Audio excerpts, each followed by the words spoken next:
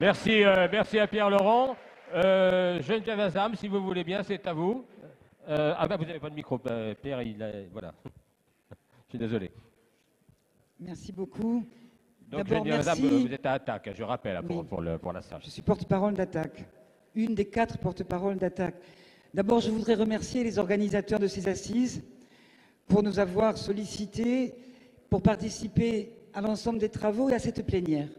Alors, je voudrais débuter peut-être mon intervention, peut-être de manière moins tribunicienne que la précédente, je m'en excuse, mais pour rappeler que la crise que nous vivons n'est pas une crise. C'est un processus qui a commencé il y a maintenant 40 ans. Et ce que nous vivons aujourd'hui, c'est une véritable décomposition d'un modèle, décomposition d'une civilisation à bout de souffle, incapable de résoudre les problèmes que suscite son fonctionnement. Nous savons tous les dangers terribles que comporte une telle situation. C'est la société, dans son fondement, c'est sa possibilité même qui est atteinte aujourd'hui. Ses institutions, son vivre ensemble, le travail, la culture. C'est la nature qui, littéralement, ne supporte plus aujourd'hui les traitements qu'on lui inflige au nom du profit, de la non-reconnaissance de ses lois propres, de la démesure. Ce sont les écosystèmes dont nous faisons partie qui sont gravement menacés. C'est la démocratie elle-même, nous le savons, qui vacille. Énoncer ceci ne saurait bien entendu sacrifier à une sorte de catastrophisme de bon ton qu'on entend un petit peu partout, ou bien à une rhétorique de tribune. C'est admettre aujourd'hui que le capitalisme et le modèle économique qui le sous-tend s'affrontent à des limites. Il ne s'agit plus seulement, comme nous le disions, de contradictions qui traversent le capitalisme et qui pourraient se résoudre dans un état supérieur.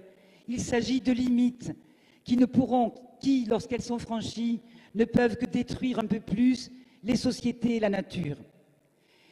En même temps que toutes ces menaces, cette décomposition véritablement de ce modèle a détruit aussi certaines illusions, des illusions qui retardaient, et pour certaines retardent encore, le changement de cap. Cette décomposition a libéré aussi des capacités de résistance et de transformation sociale qui font véritablement lever l'espoir d'un changement de cap possible. Je veux évoquer ici les milliers de résistances sociales, les milliers d'expérimentations à des échelles plus ou moins grandes, qui témoignent que la société ne reste pas passive par rapport à toutes les attaques qu'elle subit. Et toutes ces expériences qui contribuent dès aujourd'hui à redessiner un cap, chemin faisant.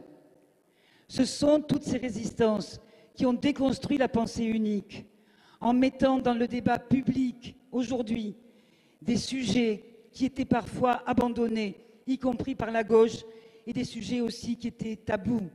Bref, ces résistances illustrent ce qu'écrivait la philosophe allemande Hannah Arendt. Le pouvoir jaillit parmi les hommes quand ils agissent ensemble.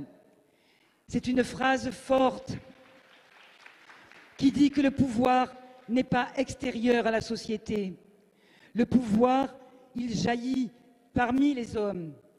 Il n'est pas extérieur.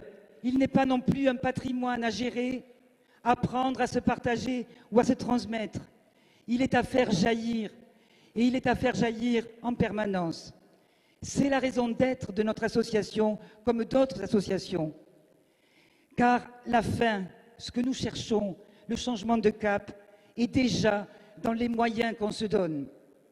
C'est pourquoi nous pensons que le changement ne pourra être effectif que s'il se réalise en même temps par le haut et par le bas.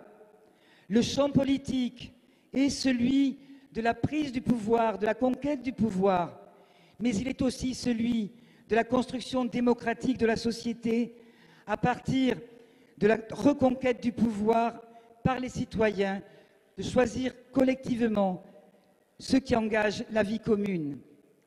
Contrairement à une partie, pas toute, de la tradition républicaine, souvent méfiante devant les institutions intermédiaires qui s'intercalent entre les citoyens et l'État ou le pouvoir central, contrairement aussi à une tradition qui a existé dans la gauche, qui a conçu les mouvements sociaux comme simple courroie de transmission pour les partis politiques, nous pensons, et d'autant plus dans la période d'effondrement social que nous vivons aujourd'hui, que l'existence de ces mouvements, de ces expérimentations, leur autonomie est une condition primordiale pour un changement démocratique et pour une bifurcation.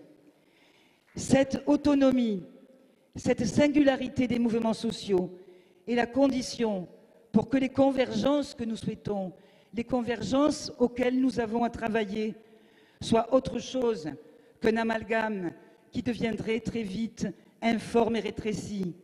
Pour converger, il faut être plusieurs, voire en démocratie, il faut être différent. Comment ATTAC entend contribuer à ce changement de cap? Nous avons défini pour les mois qui viennent 3 grandes priorités pour notre association, outre bien entendu le travail permanent que nous faisons sur les questions financières. Évidemment, c'est la question de la retraite. Comme cela a été dit précédemment, c'est une question qui est une question sociale, quasiment une question anthropologique. Cela traite de la solidarité entre générations, cela traite de la dette qu'il y a aussi entre générations et que dans le cadre de la financiarisation généralisée, on veut transformer cette dette fondamentale, cette dette sociale en dette financière privée gérée par des organismes financiers. Donc là, nous avons à agir, à repenser aussi la solidarité dans les limites que nous connaissons aujourd'hui par rapport à la croissance, par rapport à l'accumulation infinie du capital. Nous serons présents, bien entendu, aux côtés d'autres qui, de manière spécifique aussi, les salariés, les syndicats, mais aussi, nous avons rencontré hier la Confédération paysanne, des paysans qui ont aujourd'hui des retraites absolument misérables. Nous serons à côté, bien entendu, convergents pour obtenir le retrait de cette réforme. Deuxième point, c'est l'accord transatlantique. Vous savez sans doute qu'ATTAC s'est construit et né de la lutte justement contre ces accords de libre-échange. Je rappelle la lutte contre l'accord multilatéral d'investissement, je rappelle Seattle, je rappelle le démontage du McDo et les grands rassemblements du Larzac. C'est ça qui a nourri ATTAC dans sa construction.